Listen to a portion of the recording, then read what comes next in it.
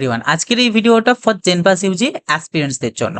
তোমরা অনেকেই আমাকে আমাদের হোয়াটসঅ্যাপ গ্রুপেতে এবং আমাকে পার্সোনালিও জানিয়েছিলে যে দাদা এই বছরের তাহলে সেফ মার্কস কতটা আমরা ধরবো জেনপাসের জন্য, এবং সেকেন্ডলি আমাদের কাট অফ সেটা কিরকম কি যেতে পারে বা প্রিভিয়াস ইয়ার্স গুলোতে কিরকম গিয়েছিল, তো সেটা কিভাবে চেক করব বা কিভাবে জানবো বা কিভাবে দেখবো। তো এই পুরো বিষয়টা নিয়েই ডিসকাস করবো আজকের এই ভিডিওতে। কাজে ভিডিওটা শেষ পর্যন্ত অতি অবশ্যই দেখবে। চ্যানেলটাই নতুন হয়ে থাকলে অবশ্যই চ্যানেলটাকে সাবস্ক্রাইব করে রাখবে, কারণ পরবর্তীতে জেনপাস ইউজি রিগার্ডিং যাবতীয় হেল্প একদম অ্যাডমিশন পর্যন্ত, কাউন্সেলিং থেকে শুরু করে এক্সামের সময় থেকে শুরু করে সমস্ত কিছু হেল্প কিন্তু এই চ্যানেল থেকে তোমরা পেয়ে যাবে। সো অবভিয়াসলি যারা সাবস্ক্রাইব করোনি ডেফিনেটলি সাবস্ক্রাইব করে নাও। যারা আমাদের হোয়াটসঅ্যাপ গ্রুপটাতে জয়েন হওনি অবশ্যই হোয়াটসঅ্যাপ গ্রুপটাতে জয়েন হয়ে থাকো, কারণ ওখানে তো এই সমস্ত কিছু বিষয় নিয়ে ডিসকাশন তো চলতেই থাকবে। আর কোনো রকম কোনো ডাউট কোয়ারিজ থেকে থাকলে কমেন্ট বক্সে লিখে জানাবে। দেখো সর্বপ্রথম আমি তোমাদেরকে এখানে দেখাবো অফিসিয়াল মার্কস ভার্সেস র্যাঙ্ক, অর্থাৎ প্রিভিয়াস ইয়ারেতে বা তার আগের বছরেতে আমাদের কত মার্কসে কিরকম কি র্যাঙ্ক গিয়েছিল সেটা, এবং তার পাশাপাশি লাস্টে আমি দেখিয়ে দেবো যে তোমাদের সেফ মার্কস কতটা, মানে কোন মার্কসটাকে তোমরা সেফ হিসাবে ধরতে পারো। দেখো, তো ফার্স্ট অফ অল আমরা দেখবো 2023-এর মার্কস ভার্সেস র্যাঙ্কটা তোমরা নিজেরাই দেখতে পাচ্ছ যে মোটামুটি আমি আমার কাছে হাইয়েস্ট যে পর্যন্ত ডাটা রয়েছে সেটা হচ্ছে 52 মার্কসে 1107 র্যাঙ্ক, এবং মোটামুটি একটা তোমাদের মিডিয়ান পোর্শন যদি ধরি 47 মার্কসে 2398 এরকম করে সো অন রয়েছে। তো এগুলো তোমরা নিজেরাও দেখতে পাচ্ছ। নেক্সট এবার দেখবো 2024-এ।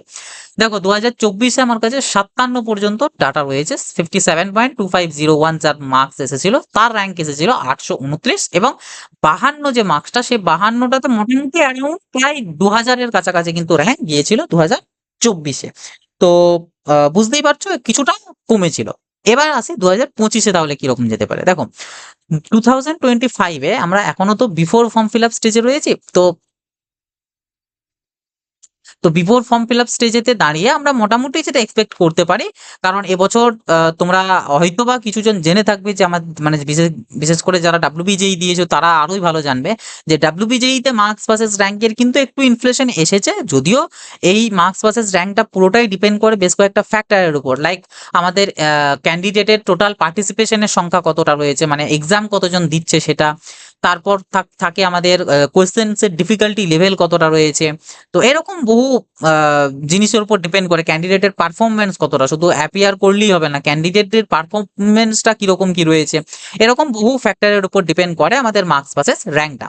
তো তবু মোটামুটি আপাততভাবে এক্সামও হয়নি এবং ফর্ম ফিল আপও শুরু হয়নি, আজ থেকে শুরু হচ্ছে। তো বিফোর ফর্ম ফিল আপ স্টেজের মধ্যে আমাদের মার্কস ভার্সেস র্যাঙ্কের একটা এরকম ডাটা আপাততভাবে অ্যাজিউম করা হচ্ছে। ওকে, তো তোমরা মোটামুটি এটাই ধরে রেখো। দেখো এবারে এখানে হয়তো অনেকে বলতে পারো যে দাদা এতটা হাই কেন, বা এত বেশি করে কাট অফ কেন বলে রেখেছো বা ধরে রেখেছো। দেখো তোমাদের এমটা যদি একটা বড় জায়গাতে থাকে তবে তো তুমি যদি সেটাকে অ্যাচিভ করতে না পারো, তার থেকে কিছুটা যদি কমে যায় তাহলেও কিন্তু তোমার কোনো ক্ষতি হবে না, ঠিক আছে, তুমি কিন্তু তোমার ঠিক পজিশনটাই আবার মানে পেয়ে যাবে। তো যে জন্য এমটাকে একটু উপর দিকে রাখাটাই আমার মতে বলে বেটার।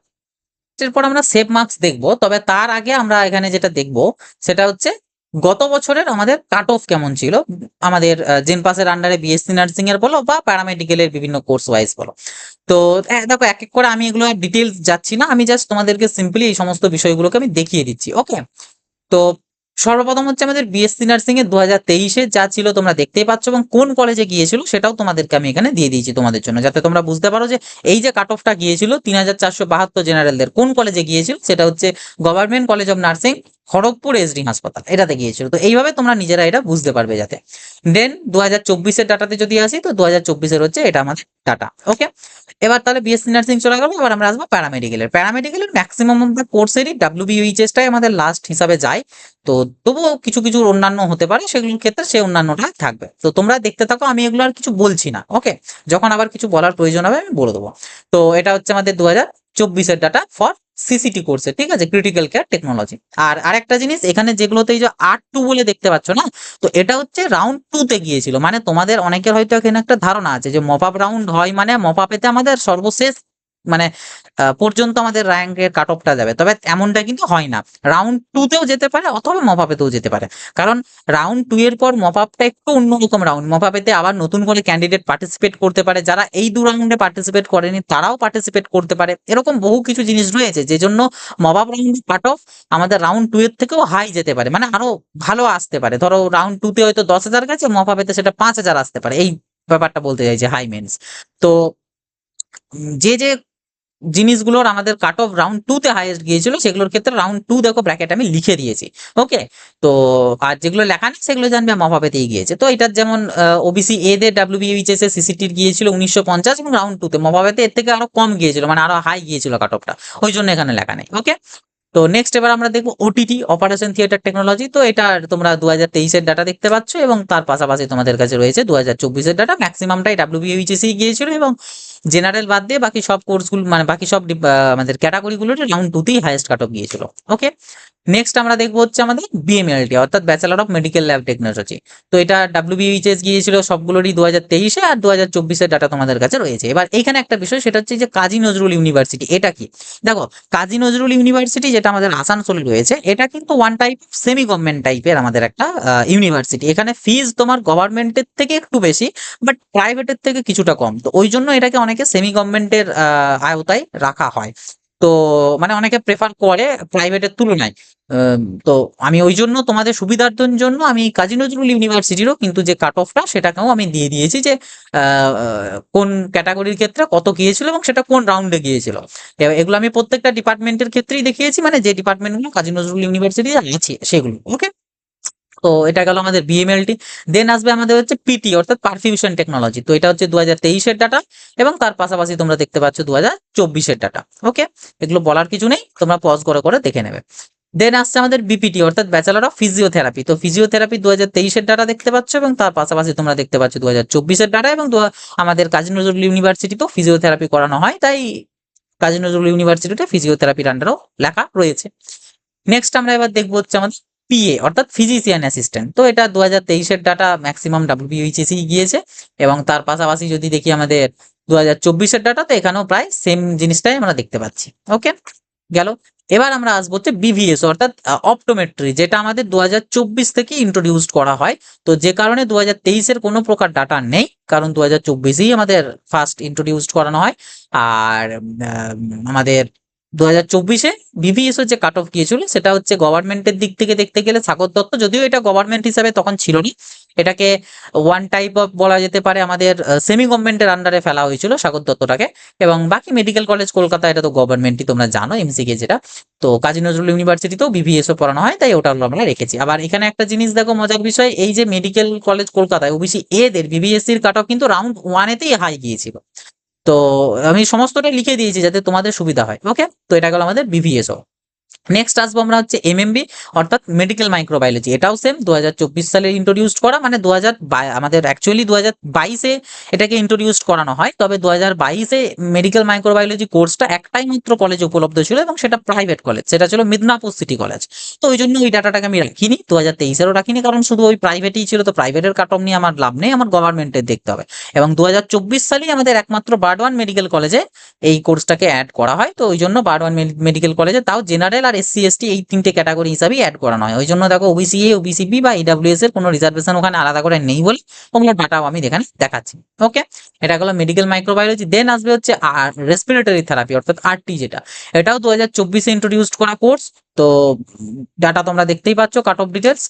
নেক্সট আরো কয়েকটা আছে যেগুলো 2024-এর, যেমন এটা রেডিওলজি এন্ড ইমাজিং টেকনিক আরআইটি, যেটা এটাও 2024-এর ইন্ট্রোডিউসড করা, তবে এটা ফুললি গভর্নমেন্টের মধ্যে নেই, এটা কাজী নজরুল ইউনিভার্সিটিতে রয়েছে। তো যেটা one type of semi government বলে এটাকেও আমি তোমাদের এখানে অ্যাড করে দিয়েছি। ওকে, তো এই গেল আমাদের সমস্ত প্যারামেডিক্যাল কোর্সের কাট অফ 2023-এর এবং তার পাশাপাশি প্যারালাল ভাবে 2024-এ। এবার আসবো হচ্ছে আমাদের বিএইচএ অর্থাৎ যেটা পেপার টুটা যে কারণে দাও তোমরা, পেপার টু প্রত্যেককেই জানো অনলি ফর বিএইচএ কোর্সের জন্য। বাকি বিএসসি নার্সিং থেকে শুরু করে প্যারামেডিক্যালের সমস্ত কোর্সের জন্য পেপার ওয়ানটাই দিতে হয়। এবং আমাদের বিএইচএর জন্য বিএমআর র্যাঙ্ক ধরা হয়। এতক্ষণ যা যা কিছু বললাম সব কিন্তু জিএমআর র্যাঙ্ক, কোনো ক্যাটাগরি র্যাঙ্ক বা কোনো আদার্স কোনো কিছু র্যাঙ্ক কিন্তু নয়। অর্থাৎ এই যে ওবিসি এর ক্ষেত্রে যে র্যাঙ্কটা দেখতে পাচ্ছ, এটা কিন্তু তোমাদের ওবিসি এর র্যাঙ্ক নয়, এটাও হচ্ছে জেনারেল র্যাঙ্ক, মানে আগেকার গুলোর ক্ষেত্রে ওগুলো সব হচ্ছে জিএমআর র্যাঙ্ক। আর এইখানে যেগুলো দেখতে পাচ্ছ এগুলো সব হচ্ছে কিন্তু বিএমআর র্যাঙ্ক। ওকে, অর্থাৎ এই বিএইচ এর জন্য মেরিট র্যাঙ্ক যেটা সেটা।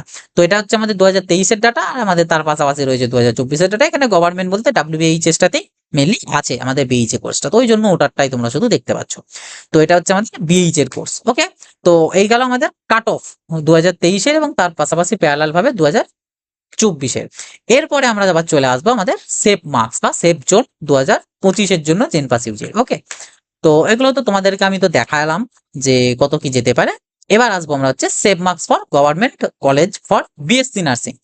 দেখো এখানে বিএসসি নার্সিং এর ক্ষেত্রে আমি যেটা তোমাদেরকে আপাতত ভাবে একটা লক্ষ্যমাত্রা ধরতে বলবো বা একটা সেফ জোন বলবো, সেটা হচ্ছে ফর জেনারেল ক্যাটাগরি তোমরা 60 বা 60+ মার্কসটাকে ধরে রাখো একটা সেফ জোন হিসাবে। ওকে, ওবিসি এদের জন্য 52+, ওবিসি বি দের জন্য 51+, এসসি দের জন্য 48+, এসটি দের জন্য 37+, এবং ইডব্লিউএস দের জন্য 46+। ওকে, তো মোটামুটি এটা বিএসসি নার্সিং যারা চাইছো এবং যে কোনো একটা গভর্নমেন্ট কলেজ হলেই হবে, তো তাদের জন্য মোটামুটি এই লক্ষ্যমাত্রাটা ধরে তোমরা এগো, তবে চেষ্টা করবে এর থেকে আরো যতটা বেশি করা যায় ততটা বেশি করার। ওকে, নেক্সট আসবো হচ্ছে আমাদের প্যারামেডিক্যাল। তো প্যারামেডিক্যালের ক্ষেত্রে এখানে তোমরা দেখতে পাচ্ছ ফর জেনারেল ক্যাটাগরি 56+, ওবিসি এদের জন্য 55+, ওবিসি বি দের জন্য 55+, এসসি দের জন্য 49+, এসটি দের জন্য 36+, এবং ইডব্লিউএস দের জন্য 48+। তো এটা হচ্ছে আমাদের প্যারামেডিক্যালদের জন্য গভর্নমেন্ট কলেজের একটা সেফ জোন বা সেফ মার্কস ধরতে পারো। ওকে, তো আবারও বলছি এখান থেকে আরো বেশি করেই তোমরা ধরে রাখতে পারো বা বেশি অ্যাটেম্প নিয়েই যেতে পারো। ধরো বিএসসি নার্সিং এর জন্য যারা আছো তারা 60 জায়গায় তোমরা এটাকে 70 ধরতে পারো, 70 ধরে নিয়ে গিয়ে তোমরা পরীক্ষা দিতে গেলে এবার সেটা কমে যদি মোটামুটি 60 বা 62 তে এসে দাঁড়ায় তাহলেও তোমার প্রবলেম নেই। যে কারণে তোমাদের লক্ষ্যমাত্রাটা একটু উপর দিকে রাখলে আমার মতে বলে বেটার, যাতে তোমাদের আলটিমেটলি ভালোই হবে। অনেকে বলতে পারো যে দাদা তুমি নিজেই এখান থেকেই তো কাট অফ হাই করিয়েই দিচ্ছ। ব্যাপারটা সেটা না, ব্যাপারটা হচ্ছে তোমাদের জন্য যেটাতে সুবিধা হয়, যেটাতে তোমাদের আলটিমেটলি কোনো ক্ষতি হবে না, সেটা হিসাবেই এগুলো করা। আমি যদি তোমাদেরকে এখানে একদম টায়ে টায়ে যেটা হবে বা যেটা যাবে বা যেটা আসার কথা সেটা যদি বলে দিই, সেই মতন যদি তোমরা এগো, তাহলে কিন্তু বাই এনি চান্স যদি কোথাও কোনো কিছু একটু প্রবলেম হয়ে যায় তখন কিন্তু তোমরা আর পাবে না। তো যে কারণে লক্ষ্যমাত্রাটাকে একটু উপর দিকে রাখাটাই আমার মতে বলে বেটার। ওকে, তো এই হচ্ছে আমাদের সেফ জোন আপাতত ভাবে বিফোর ফর্ম ফিল আপ হিসাবে তোমরা ধরতে পারো। এরপর এক্সাম হোক, এক্সাম হলে দেখা যাবে এক্সামের ক্যান্ডিডেটদের পারফরমেন্স কিরকম কি রয়েছে, তার উপর ডিপেন্ড করবে আমাদের কাট অফটা কেমন কি যাবে। ওকে, তো এই ছিল আর কি আজকের ভিডিও। আশা করছি ভিডিওটা তোমাদের খুব কাজে আসবে। অনেকেই এটার জন্য বলছিলে যে দাদা এটা নিয়ে ভিডিও দিতে এবং আমাদেরকে জানাতে কত কি লক্ষ্যমাত্রা আমরা ধরবো, কারণ এখন তো আর খুব একটা বেশি টাইম নেই, আর 1 মাসের মতোই টাইম রয়েছে। তো যাই হোক, এই হচ্ছে তোমাদের ভিডিও। আশা করছি ভিডিওটা খুব কাজে আসবে। ভিডিওটা প্রত্যেকের সাথে শেয়ার করে দেবে। চ্যানেলটাই নতুন হয়ে থাকলে সাবস্ক্রাইব করে নোটিফিকেশনে ক্লিক করে অল সেট করে রাখবে, কারণ এরকম বহু তথ্য বহু আপডেট কিন্তু এই চ্যানেল থেকে তোমরা ভবিষ্যতে পেয়ে যাবে। এবং ভিডিওটা ভালো লাগলে একটা লাইক করে দেবে। কোনো রকম কোনো ডাউট কোনো কোয়ারিজ থেকে থাকলে কমেন্ট বক্স তোমাদের জন্য খোলাই রয়েছে, কমেন্ট বক্সে লিখে জানাবে। এছাড়া আমাদের হোয়াটসঅ্যাপ যে গ্রুপটা রয়েছে সেই গ্রুপেতেও যারা জয়েন হওনি এখনো পর্যন্ত অবশ্যই জয়েন হয়ে যাবে। লিঙ্ক ভিডিওর ডেসক্রিপশন বক্সে এবং ভিডিওর প্রথম পিন কমেন্ট আমি দিয়ে রেখেছি। তো চলো আসি, এবার দেখা হবে নতুন একটা ভিডিওতে। সকালে ভালো থাকবে, সুস্থ থাকবে।